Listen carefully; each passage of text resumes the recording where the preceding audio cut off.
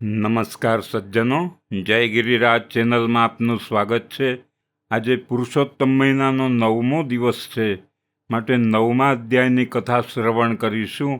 મુનિ દુર્વાસાની દૃષ્ટાંત કથા છે તથા અધિક મહિનાની વાર્તા પણ શ્રવણ કરીશું. બોલો પુરુષોત્તમ ભગવાનની જય. નમો બ્રહ્મણ્ય રૂપાય સતી પ્રાણપરાય ચ નમસ્યાય ચ પૂજ્યાય હૃદાધારાય તે નમઃ. સૂત પુરાણીજી બોલ્યા કે હે મુનિવર્યો, એ ઋષિપુત્રી મેઘાવતીની મનોવ્યથાની કથા સાંભળીને નારદજીનું દિલ દ્રવી ઉઠ્યું છે. બે હાથ જોડી વંદના કરતા નારદજી નારાયણને પૂછવા લાગ્યા છે, હે પ્રભુ, પછી તે અનાથ અબળાનું એ તપોવનની પર્ણ કુટીરમાં રહીને શું થયું? તેના નસીબમાં વિવાહ સંબંધી કેવું સુખ મળ્યું તે કહો. કારણ કે મા બાપ વગરની ઉંમરલાયક કન્યાની માનસિક મનોદશા કેવી હોય તે ચિંતાનો વિષય છે, માટે તેના શું હાલ થયા તે વિશે મને કહો પ્રભુ. નારાયણ કહેવા લાગ્યા કે હે નારદ, એ મેઘાવતી ક્ષણે ક્ષણે આંસુ સારતી અને ઊંડા નિશાસા નાખી દિવસો ગુજારતી હતી. એના હૃદયમાં એકલવાયાપણું કોરી ખાતું હતું. પ્રભુ સ્મરણ સિવાય બીજો રસ્તો જ નહોતો, એટલે ભગવાન પુરુષોત્તમને વારંવાર પ્રાર્થનાઓ કર્યા જ કરતી હતી. આ સાંભળીને નારદજીના મુખમાંથી પણ નિશાસાનો સ્વર નીકળી ગયો અને બોલાઈ ગયું છે, અરે રે, તો એ બિચારી અનાથ મેઘાવતીનું જીવન લાચારવશ થઈ ગયું. પ્રભુ ભગવાન નારાયણ કહેવા લાગ્યા કે હે નારદ, ત્યાં દૈવી યોગે પ્રભુની પ્રેરણાથી મહામુનિ દુર્વાસા ફરતા ફરતા ત્યાં આવી ચડ્યા છે. દુર્વાસા મુનિની ઓળખ એટલે સાક્ષાત ક્રોધ મૂર્તિ. આ સંસારમાં અતિ ક્રોધિત પુરુષ તરીકે એમનો જોટો જડે એમ નથી. દુર્વાસાનો કોપ તો શ્રી કૃષ્ણ જેવા પુરુષોત્તમ પર પણ ઉતર્યો હતો. ત્યાં બીજાની તો વાત જ સાક્ષી કરવી. હે ઓ પ્રભુ, આપ શું કહી રહ્યા છો? શ્રી કૃષ્ણ ઉપર તેમનો ક્રોધ ઉતર્યો હતો? નારદજી એકદમ ચોંકી ઉઠ્યા અને આશ્ચર્યથી બોલ્યા. નારાયણ બોલ્યા છે, હા, હું સત્ય કહી રહ્યો છું. શ્રી કૃષ્ણ ભગવાન પર ખરેખર દુર્વાસાનો ક્રોધ ઉતર્યો હતો. ત્યારે નારદજી પૂછવા લાગ્યા છે, પ્રભુ, આ હકીકત સત્ય જ હશે? કારણ કે આપ તો સઘળું જાણવાવાળા છો. હે ભગવાન, શ્રી કૃષ્ણ ઉપર દુર્વાસા મુનિનું કોપિત થવાનું કારણ શું બન્યું? એ કોપની કથા સાંભળવાની જિજ્ઞાસા હવે હું રોકી શકતો નથી, માટે મને પહેલાંની એ બનાવની હકીકત કહી સંભળાવો. નારાયણ ભગવાને નારદજીને કહ્યું છે, તમને જે હકીકત સાંભળવાની તાલાવેલી લાગી છે એ દુર્વાસા મુનિની કોપ કથા કહીશ, પછી તો મેઘાવતીની જીવન કથા આગળ ચલાવીશ. હે મુનિ શ્રેષ્ઠ નારદ, સાંભળો. એકવાર ભગવાન શ્રી કૃષ્ણએ દુર્વાસા મુનિને દ્વારિકા પધારવા માટે આમંત્રણ મોકલ્યું છે. મુનિએ ભગવાનનું આમંત્રણ શરત સાથે સ્વીકાર્યું છે. નારદજી અધીરા થઈને વચ્ચે પૂછવા લાગ્યા, પ્રભુ, મુનિએ ભગવાન સમક્ષ એવી રીતે કઈ શરત મૂકી? ત્યારે કહે છે નારાયણ ભગવાન, દુર્વાસાએ ભગવાનને કહેવડાવ્યું કે મને લેવા માટે રથ મોકલશો તો હું આવીશ, પરંતુ મને દ્વારિકા લઈ જતી વખતે એ રથમાં ઘોડા જોડેલા ન હોવા જોઈએ. એના બદલે શ્રી કૃષ્ણ અને રૂકમણી બંને જણા રથે જોડાય તો જ મારું દ્વારિકામાં આગમન થાય. શ્રી કૃષ્ણે દુર્વાસા મુનિની ઈચ્છાને સહર્ષ વધાવી લીધી અને એમની શરત મંજૂર રાખી. દુર્વાસા મુનિને રથમાં બેસાડી શ્રી કૃષ્ણ અને રૂકમણી રથને દ્વારિકા નગરી બનીને ખેંચીને લઈ જવા લાગ્યા. તે વખતે ચૈત્ર માસના દિવસો હતા. દેહને ધખાવી દે એવી ગરમી સૂર્યનારાયણ વરસાવી રહ્યા હતા. તાપમાન તીવ્ર તેજ પર હતું. મૂંગા પ્રાણી પશુઓ પણ છાંયો શોધીને લપાઈ ગયા હતા. પક્ષીઓ પોતાના માળામાં ભરાઈ ગયા હતા. આવા આકરા તાપમાં ભગવાન શ્રી કૃષ્ણએ રથ ખેંચી લાવવાની મુનિની શરત માથે ચડાવી હતી. શ્રી કૃષ્ણ અને રૂકમણી મુનિના રથને જરાય અટક્યા વગર આગળ વધારે જતા હતા. ત્યાં રૂકમણીને તરસ લાગી છે. ગરમ લૂ ફૂંકાતી હતી. ચૈત્રનો સૂર્ય એક ધારો તપતો હતો. એ વખતે માત્ર શ્રી કૃષ્ણ જ સાંભળી શકે એમ એમના કાન પાસે મુખ લાવી આસ્તેથી રૂકમણી બોલ્યા છે, હે નાથ, પાણી વગર મારો જીવ આકુળ વ્યાકુળ થાય છે. આટલામાં ક્યાંય પણ પાણી નજરે પડે તો થોભી જજો. પોતાની પ્રાણપ્રિયાને તરસથી આકુળ વ્યાકુળ થતી જોઈ શ્રી કૃષ્ણનું દિલ ડંખવા લાગ્યું છે. થોડી વાર સુધી તો બંને ચાલ્યા કર્યું. પછી પણ કોઈ ઉપાય ન થતા પાણીનો પ્રબંધ ન જણાતા શ્રી કૃષ્ણએ પછી પોતાના પગનો અંગૂઠો જમીન સાથે દબાવ્યો છે. ત્યાં જ ભોગવતી પાતાલ ગંગા ભૂમિ તળેથી બહાર આવી છે. ગંગાધારાનો ફુવારો ધરતી વિંધીને જેવો બહાર નીકળ્યો કે રૂકમણીના ખુલ્લા હાંફી રહેલા મુખમાં જઈને સમાયો છે. અમી ધારા મુખ કમળ પર પડવા લાગી છે. તરસ છીપાઈ ગઈ છે. પરંતુ રથમાં બિરાજમાન દુર્વાસા મુનિની દૃષ્ટિ પાતાલ ગંગાની ધારા પર પડી છે. વળી એ ધારાના ફુવારાના થોડા અમી જળના છાંટણા રથમાં પણ પડ્યા છે. તેથી પણ તે મુનિનું ધ્યાન તે ગંગા તરફ ખેંચાયું હતું. એ ગંગાધારાનું પાન પ્રસન્નતાપૂર્વક રૂકમણી કરી રહ્યા હતા. એ દ્રશ્ય પણ મુનિએ જોયું છે. એકાએક મુનિનો જાતિ સ્વભાવ સંયમ ગુમાવી બેઠો છે. પ્રલયકાળની યાદ જાગ્રત થઈ છે. મુનિનો ક્રોધાગ્નિ પ્રજ્વળી ઉઠ્યો છે. માનસ અગ્નિના અંગારા ઉપર સ્વભાવના જળનો છંટકાય થયો છે. તેથી ક્રોધાગ્નિના ધુમાડો ઉઠ્યો છે. તે વખતે મુનિ શાપિત શબ્દ બોલ્યા છે. હે મહામુનિ નારદ, એ સમયે દુર્વાસા મુનિનો ક્રોધ આસમાને ચડી ગયો હતો. એમના મનમાં શું ગાંઠ વળી ગઈ એ તો એ જ જાણી શકે. પરંતુ તેમને કંઈ અપમાન જેવું લાગતા ગુસ્સે ભરાઈ ગયેલા શાપ આપવાના શબ્દ બોલ્યા છે કે તમારો બંનેનો વિયોગ થશે. પરંતુ હે નારદ, ભગવાન શ્રી કૃષ્ણનો દિલ દરિયા જેવું વિશાળ છે. એમના હૃદયમાં શાંત શીતળ જળના ભાવ ઝરણા વહે છે. એટલે દુર્વાસા મુનિના શાપને મસ્તક નમાવી સહર્ષ સ્વીકારી લીધો છે. શ્રી કૃષ્ણ એ જાણતા હતા કે દુર્વાસા મુનિની ખ્યાતિ ક્રોધ મૂર્તિ તરીકે સંસારભરમાં સુવિખ્યાત છે. વળી ભગવાન એ પણ જાણતા હતા કે જો એમની સેવા ખરા અંતઃપૂર્ણ કરવામાં આવે તો એમની પ્રસન્નતા 16 પ્રકારે ખીલીને શરદ પૂનમના ચંદ્રની માફક રુદ્રદેવના અંશમાંથી જન્મ્યા છે ને, તે સંસાર જીવનમાં શીતળતા પણ લાવી દે છે. દુર્વાસા મુનિ તો સાક્ષાત રુદ્રદેવના અંશમાંથી જન્મ્યા હતા. પતિવ્રતા ધર્મિણીના મુકુટમણી સમા અનસૂયા માતાની કુખ એમણે ઉજાડી હતી. હે મુનિ નારદ, દુર્વાસા મુનિના શાપની શ્રી કૃષ્ણ સાથે આવી ઘટના બની હતી. આવા દુર્વાસા મુનિ પોતે જ પેલી મેઘાવતી કન્યાની પર્ણકુટીર બની જઈ ચડ્યા હતા. હવે મેઘાવતીની આગળની વાત સાંભળો. દુર્વાસા મુનિને પોતાની પર્ણકુટીર તરફ આવતા જોઈને મેઘાવતીનો સર્વ વિષાદ ઓગળી ગયો. એના હૈયામાં ઉત્સાહની ભરતી ઉમટી આવી છે. તે તરત જ પોતાના પર્ણકુટીરમાંથી બહાર આવી મહર્ષિનો સત્કાર કરવા માટે અધીરી બની ગઈ અને સામે પગલે ચાલી આવી છે. દુર્વાસા મુનિને ભક્તિભાવ થકી વંદના કરી પોતાની પર્ણકુટીરમાં લાવી છે. આસન બિછાવી તેમને બેઠક દીધી છે. શ્રદ્ધાપૂર્વક પૂજન અર્ચન કર્યું છે. પછી કેળના પાન પર તપોવનમાંથી તોડી લાવેલા તાજા સ્વાદિષ્ટ ફળો મૂકીને પ્રસાદ ગ્રહણ કરવાની વિનંતી કરી આદર કર્યો છે.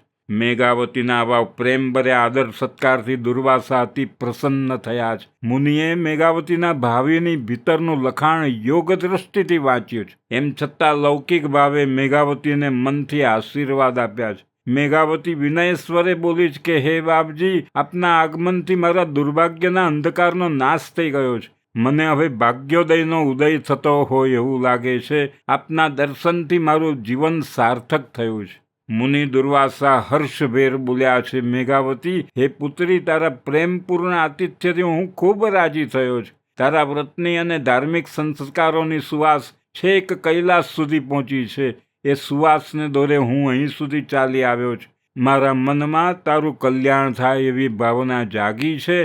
એટલે જ હવે બોલ, તારી શું ઈચ્છા છે? દુર્વાસાના આવા ઉમળકાથી બોલાયેલા વચનો સાંભળીને મેઘાવતીનું હૃદય પુલકિત થઈ ઉઠ્યું છે. મુખ પર લજ્જાની લાલીમાં છવાઈ ગઈ છે. મહર્ષિ સમક્ષ પોતાના અંતરના ભાવ રજૂ કરતા ઘડીભર ક્ષોભ થવા લાગ્યો છે. પરંતુ મુનિની કૃપા દૃષ્ટિ જોઈને થોડી હિંમત કરી સ્ત્રી સહજ ભાવે સંકોચને દૂર કરી શરમાતા બોલી છે, હે મહર્ષિ, આપના દર્શન માત્રથી જ મારો સઘળો શોક દૂર થઈ ગયો છે. મારી અત્યારની નિરાધાર સ્થિતિથી આપ સારી રીતે વાકેફ છો, જાણો છો. કુંવારી કન્યાના વિવાહના વર્ષોમાં અધૂરા કોડ પૂરા કરનારા મા બાપ હવે આ જગતમાંથી ચાલ્યા ગયા છે. મારે ભાઈ કે બહેન પણ નથી. હું સાવ એકાકી બની ગઈ છું. મારું જીવન આમને આમ અવિવાહિત સ્થિતિમાં રહેશે તો લોકો મારી નિંદા કરશે. શાસ્ત્રોનું પણ એવું કથન છે કે પતિ સેવાથી વંચિત રહેલી સ્ત્રીના હાથે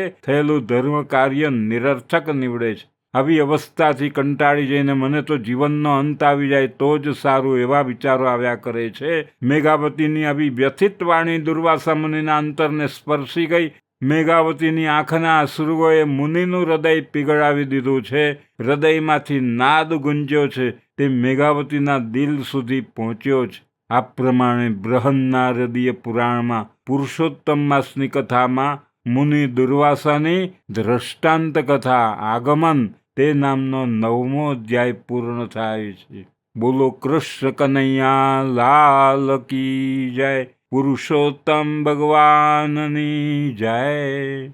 હવે આપણે અધિક માસના દ્રષ્ટાંતની કથા વાર્તા છે તે સાંભળીશું. આજની વાર્તા છે ગુરુ શિષ્યની કથા. થોડા સમયથી નદી કિનારે એક ઝૂંપડીમાં ગુરુ શિષ્ય રહેતા હતા. ગુરુ જ્ઞાની અને ધર્મ ધ્યાનમાં રચ્યા પચ્યા રહે. એમનો શિષ્ય ગામમાં જઈને ભિક્ષા માગી લાવતો હતો. આ ભિક્ષા વડે તેઓ પોતાનો નિર્વાહ કરતા હતા. એવામાં પુરુષોત્તમ માસ આવ્યો છે. નદીએ નાહવા માટે ભાવિક ભક્તોની ભીડ થતી હતી. આટલી મોટી સંખ્યામાં નાહવા આવતા ભાવિકોથી તેને એ શિષ્યને અચંબો થયો છે. તેને ગુરુજીને આ માટે પૂછ્યું ત્યારે ગુરુજીએ આજથી થતા પુરુષોત્તમ માસનો મહિમા સમજાવ્યો છે. એણે શિષ્યને કહ્યું 3 વર્ષ એક અધિક માસ આવે છે જે પુરુષોત્તમ માસ તરીકે ઓળખાય છે. આ માસમાં જે નર નારી વ્રત કરીને સવારે નદીએ સ્નાન કરે, કાંઠા ગોરમાનું પૂજન કરે, પુરુષોત્તમ માસના પાવન પ્રસંગોની કથા વાર્તા સાંભળે, યથાશક્તિ દાન કરે, પુરુષોત્તમ ભગવાનની પૂજા અને ભક્તિ કરી ઉપવાસ અને એકટાણું કરે, ધારણા પારણા કરે તો પુરુષોત્તમ ભગવાન વ્રત કરતારથી સંતુષ્ટ થઈ એના બધા જ મનોરથો પૂર્ણ કરે છે. શિષ્ય કહે છે, ગુરુદેવ, તમે કયા મુજબ કોઈ પુરુષોત્તમ માસનું વ્રત કરી તમે બતાવેલ નીતિ નિયમો પાળે તો ભગવાન સંતુષ્ટ થઈ શું આપે છે? ગુરુજી કહે, જે કોઈ પોતાના વ્રત વડે પુરુષોત્તમ ભગવાનને સંતુષ્ટ અને પ્રસન્ન કરે છે એને સુખ સમૃદ્ધિ મળે, એના કષ્ટો દૂર થાય. પુરુષોત્તમ માસ પૂર્ણ થતાં તેનું ઉજવણું કરવામાં આવે છે